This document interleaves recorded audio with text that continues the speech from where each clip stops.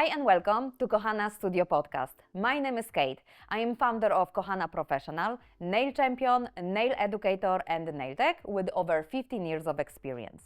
Today with me is Amber, and also we have a special guest for you. Today with us is also Eva. Eva is a psychologist working with adolescents and adults. She is a founder of Psychologist Clinic, Take a Step. Eva is also a winner of very prestigious awards in the category Counselling Clinic of the Year in Ireland. So we invited Eva for this episode to talk about a very important part in our job as a nail tech, about burnouts, about motivation, about your mental health. Mental health, I think it's one of the engine of our life, isn't it? Yes, that's true. So we have few questions, and I'm also a very emotional person. So I don't know, is everything what we talk about mental health? Oh, look at this! I'm also tears. So something I sometimes let it go. So if you will see, if you will see tears on my face in this episode, just take this as a part of me, okay? This is my normal way of dealing with emotional talks, okay? So first question to Eva, burnout. What it really is? Stress versus actual burnout. How to tell the difference? Okay, that's a really great question because burnout and stress, that's two absolutely different things. Stress is short term, it's come in and come out, but burnout is something like we feel the stress all the time, constant. And we have to focus about this, that when we start to feeling like constant in the stress, and we start to feeling mentally, emotionally and physically exhausted, that's the burnout. Okay, so stress is kind of like it's something just, okay, I'm stressed and then it's go away, you can feel normal again. And burnout, you kind of feel stress and then stress make you stress. All the time, the constant. Okay, exhausting. Is there any early signs of burnout that someone might want to look out for to know that they're on the path to being burnt out?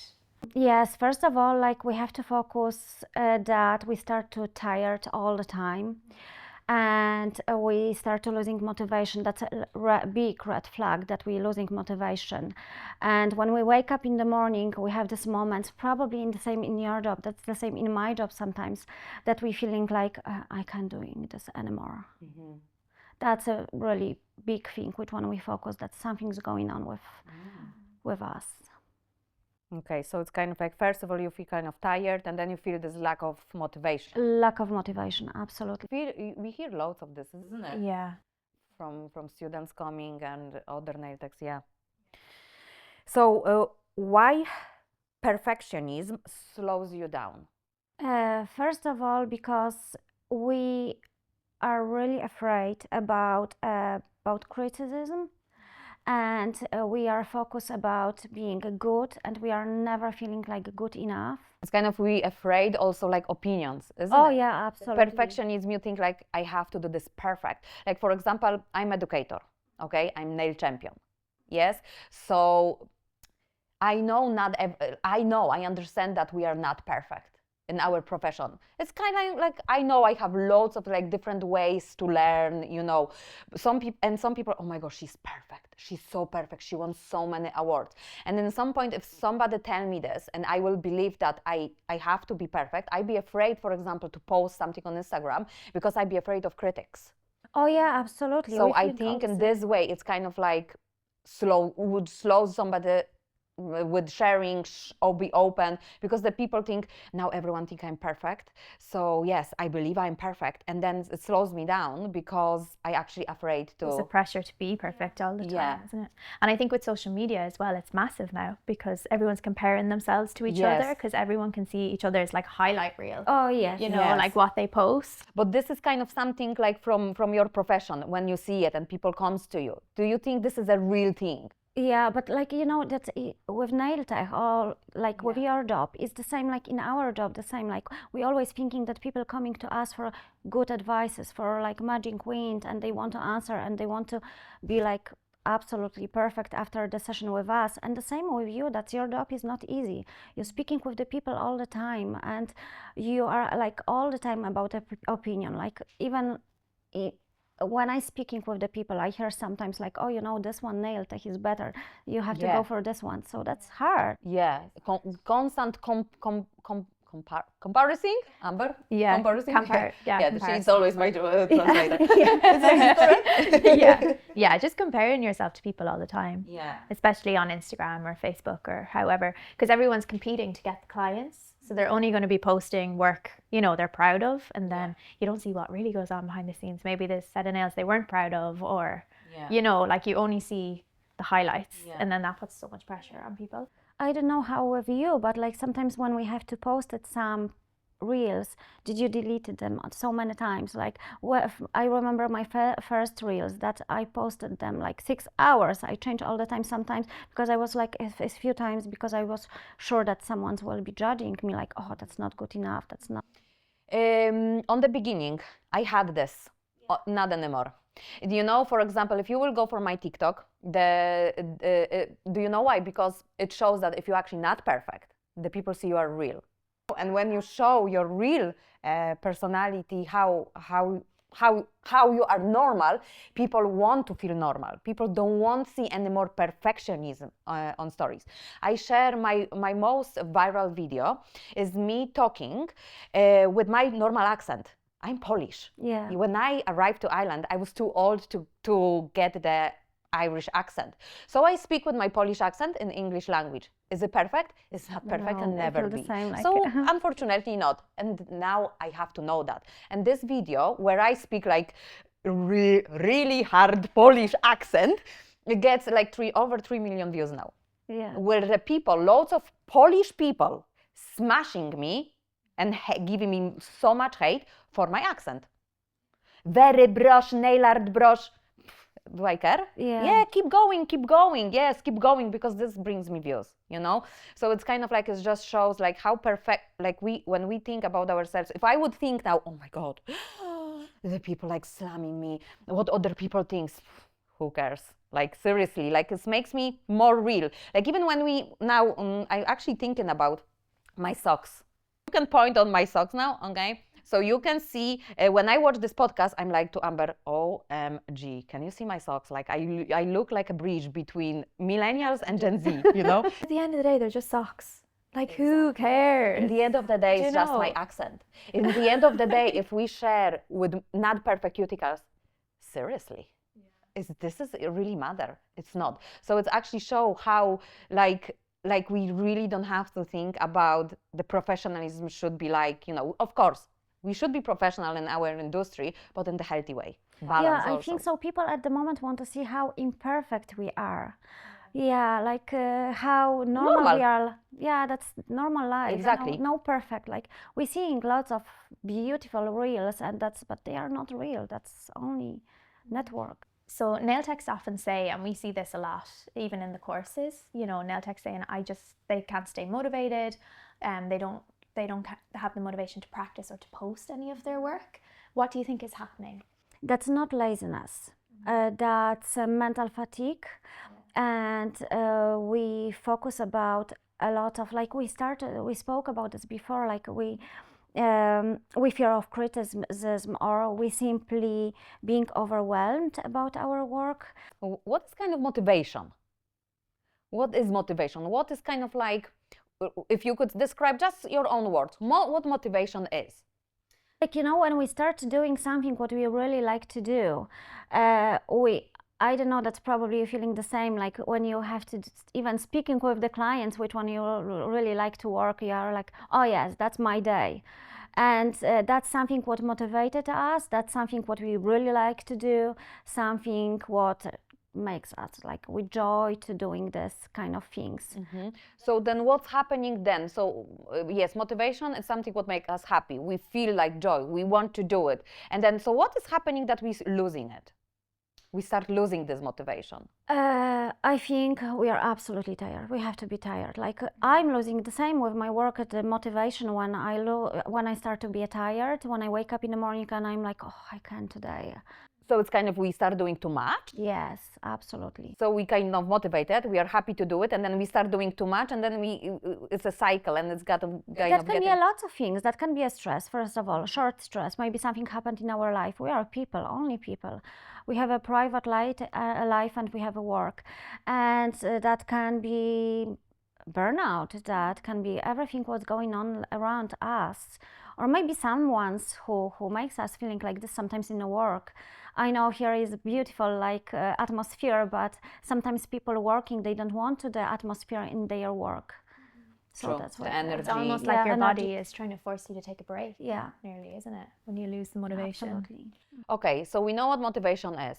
We know what makes us motivated, and we know what makes us unmotivated. So what tips could you give to our followers to kind of like get unstuck? So if they start feeling unmotivated, what tips you can give them to reaching for, I don't know, help, or what they could do to get out from lack of motivation? Small steps. I call this micro steps, like change your ritual or maybe environment, and you can go to walk after work for a few minutes, like 5 minutes, or you can light candles, or you can speak with someone, which one you trust, because when we start to speaking with someone, is like we start to feel much better, and that's why we have to change our rituals of the day, or we have to focus about this.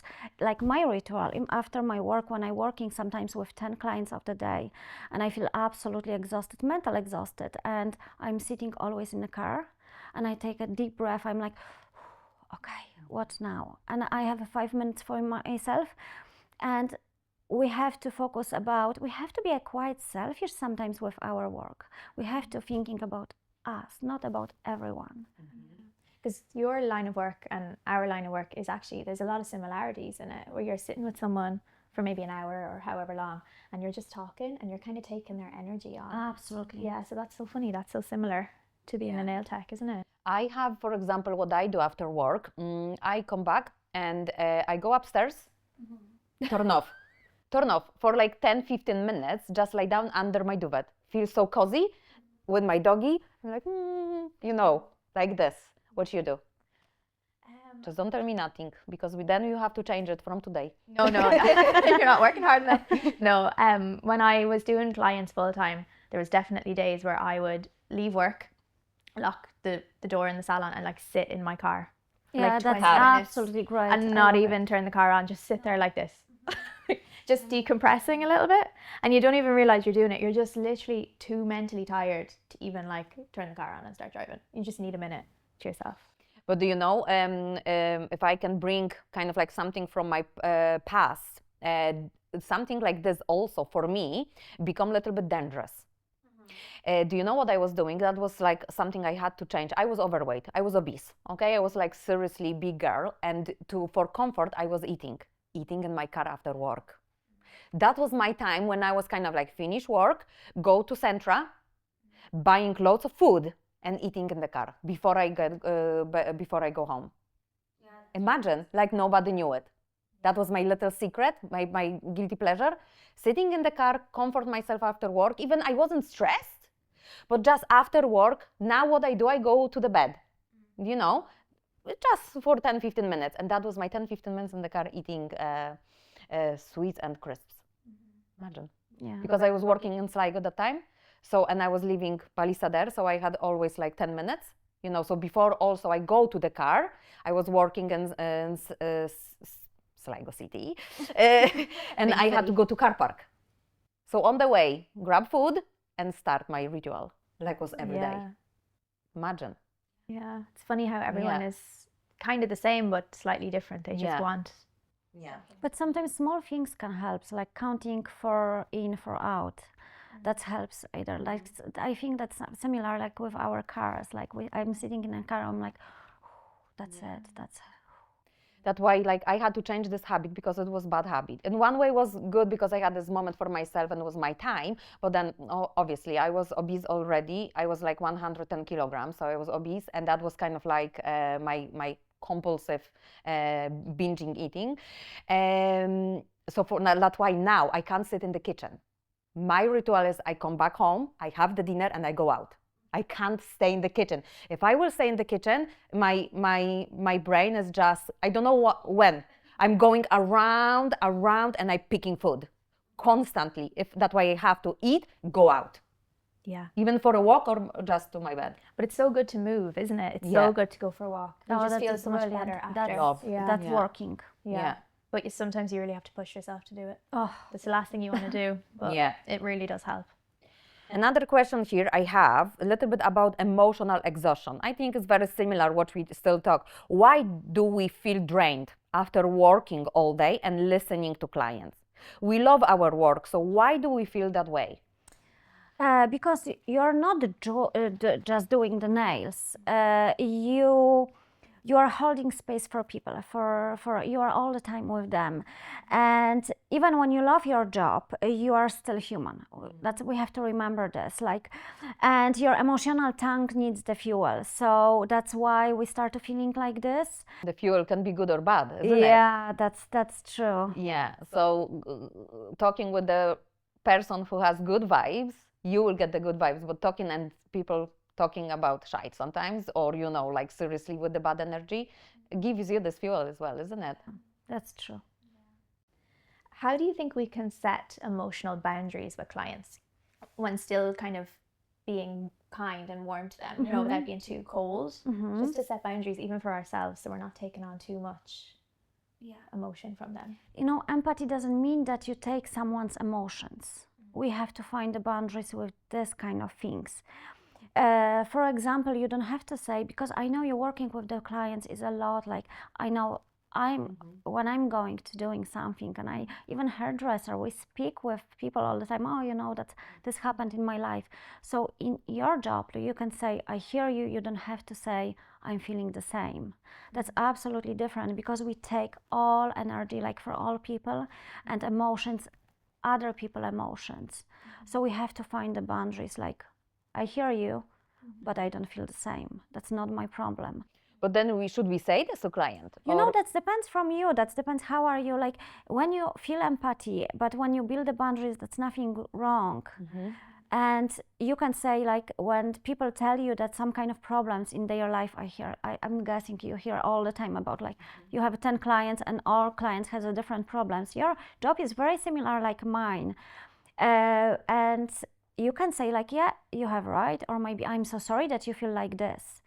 But you don't have to say, oh yeah, I feel the same. Oh, I have the same experience, because we don't know, but that stay in us. I'm the same. Like when I speak with the clients and when I work with a lot of clients with different problems, I'm going home, and before I found the boundaries, I was like, oh my goodness.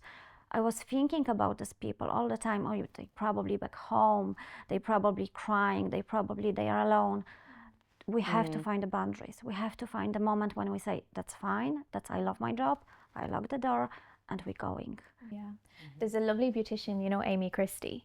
Yes. Yeah, she's based in Ballyshannon, and she actually put up a video on social media recently, and even students in the course were talking about this video, and she basically was answering this question as well, and she said that what she does, her technique is she pretends she's in a bubble when she's with clients, so that like nothing can get to her in the bubble, and then when the clients go, like she pops the bubble. Absolutely, yeah. And it's a really nice idea just for your brain. Just think like, whatever they say, I'm not going to take it in too much, that type of way. Yeah, that's one ear is coming and another one's like going. That's the best what we can do at the moment. Like, don't take other. Especially like we are not professionals. Yeah. Like you can listen, you can advise professional way. And then we are just nail techs. We listen, we take it, and we're like, okay, better if I be in the bubble. Yeah, just my own little bubble. Yeah. It is. I sometimes, to be honest, because I have this crying problems. Okay, so that's why I have to be open about this, because if I will hold it back too much, it's getting worse and worse. That's why it's better to talk about this. If I cry, I just cry and let it go. But sometimes also I imagine I have a mask. you know. So this is kind of like what is imagined in my head. So sometimes if somebody talk to me about some stories I really deeply take in, but I'm imagine that my mask is there, so I can cry behind it. I don't know how to explain it. I just see it kind of in 3D in my head. I don't know is that good or not, but if I will not do this, then I'm crying constantly. You have to find the balance. Yeah, no, like, Yeah. You just cry. yeah. You can cry. I'm here. I can help you. Everything makes me cry. Like I talk with Amber, we have an office, so we sit together. I talk about, for example, just Arthur, what he said to me. I said, I ask him like this.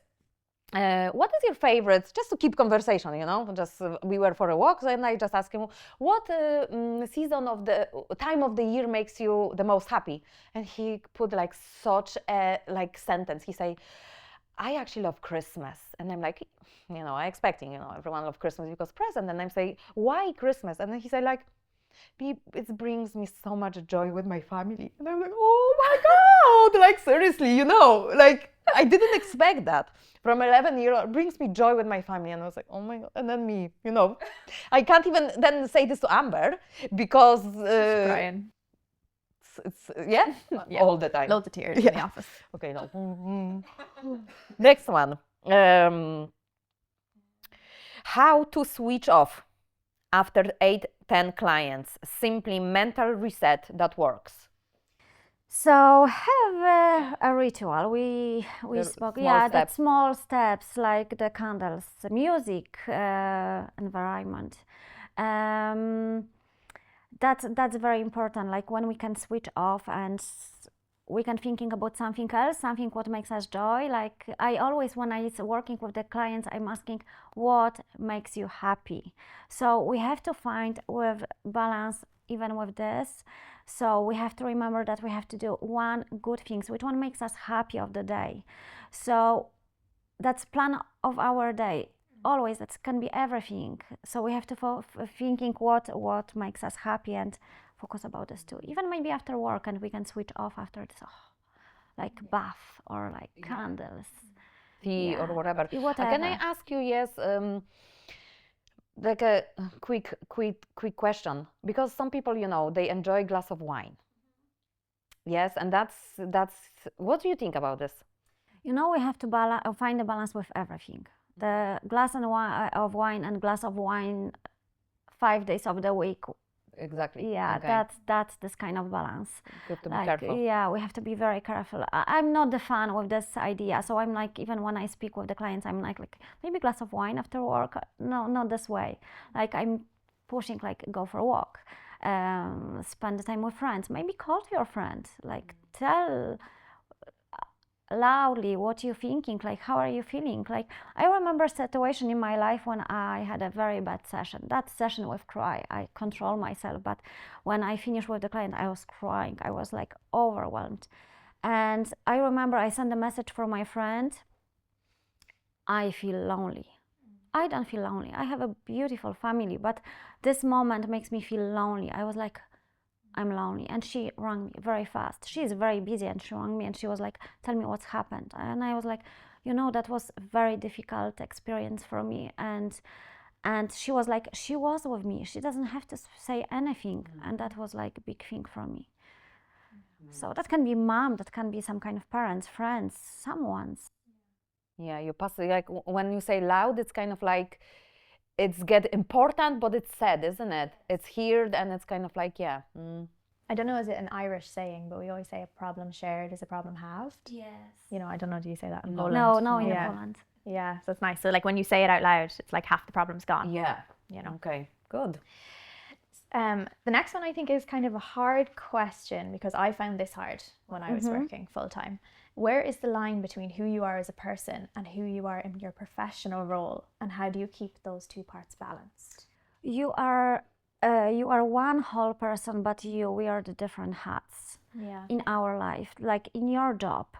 And your job is your identity, not your entire identity. So we have to remember about this. And being authentic doesn't mean that your role is the same. So being kind of like looking at myself, for example, being kind of like a leader, boss in the work, I'm completely different at home. Yeah. Like, not a leader. Oh, you know. Yeah. Yeah.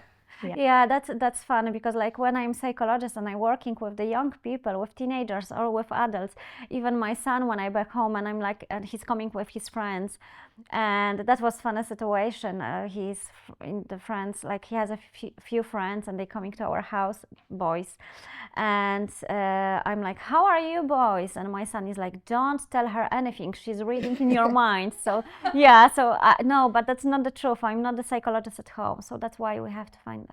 Yeah. And I think you need to make time for yourself as well, don't you? Yes.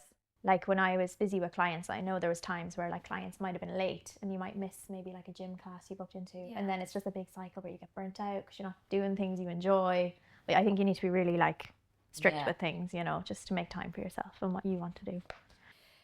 Another question I have here: why rest is productive? Is not mean lazy? Okay. First of all, we need the resting, and that's our fuel. Like in our job, with everything what we do, even when you resting, like you feel more motivated next day because you know you're relaxed. You know that give that the fuel to doing something else, even the new ideas, and even with my job, when I'm working with the clients, I'm so sorry I back to my job, like because it's easier to Do it. compare. Yes, I think we're very similar. So we can Yeah, just teach so- now how to yeah. do nails, so you'll be like perfect nail tech with a perfect background. And when I know I working like with few clients of the day, and I know I'm tired, like I feel the tired 2 days. That's after 1 day's working. So we have to thinking about this, like we have to resting. We feel more motivated. I know when I have to back next day to work with another client and I feel so tired, I'm like, I can't do it anymore. And we're thinking different. Like probably with technician, you're doing like different because you are tired, your eyes don't working well, like you don't see everything is good, like. And also rest give us a physical rest. Our body is physically rest. So I know also as well with the food, I'm qualified dietitian also. So I know good food, good fuel. If your body feel good, your mind is good. Isn't it? It's like so connected. So physical rest, it give you also the mental rest. Oh, absolutely. Yeah. You like brain fogs, like you don't know. And I'm like, I know when I'm not, when I'm tired, I feel like, what I have to do, like how I have to think, like what is next step, and I'm like, I'm stuck. So rest is so important for our body, our brain, for everything. Our soul. Yeah, absolutely. I just, when I'm like messy with food, messy with kind of like I don't go for a walk, I just don't like myself. My brain stops like, I don't like you. Start doing this to me. You And know? why are you then doing it's this like, to yourself? And another kid. Exactly. Yeah. Self-destructive, isn't it? Yeah, it is. So we kind of touched on this, but I think it's nice to just touch on it again. Is there any signs that you think will show when you need a break and how to listen to them before it turns into burnout? Yes, so when you lose the motivation, when you are constantly tired, when you are detached, when you don't go to spend time with your friends, when you procrastinated a lot, that's all the signs when that's a red flag for us. A little bit step back. Yeah. Yeah. It's hard for nail techs, I know, because your clients might rebook with you while they're in front of you. So then the next 4 to 6 weeks are jam-packed. So how do you take that break then whenever, you know, you're 3 weeks in to that stint and you're just jam-packed? It is hard. It's hard. You know, but I think you do need to, if you Yes. feel like you need a break, you need to just Yes, sometimes do I it. think, yes, especially if you need to cancel, it's better cancel than actually keep going. It's just getting worse. Yeah, absolutely. I feel the same. Like that's sometimes I prefer to cancel appointment, and I know I need the rest because I know I will be better next week than now at the moment. Yeah, because you can't give 100% of yourself. And if you don't feel it, it's not right.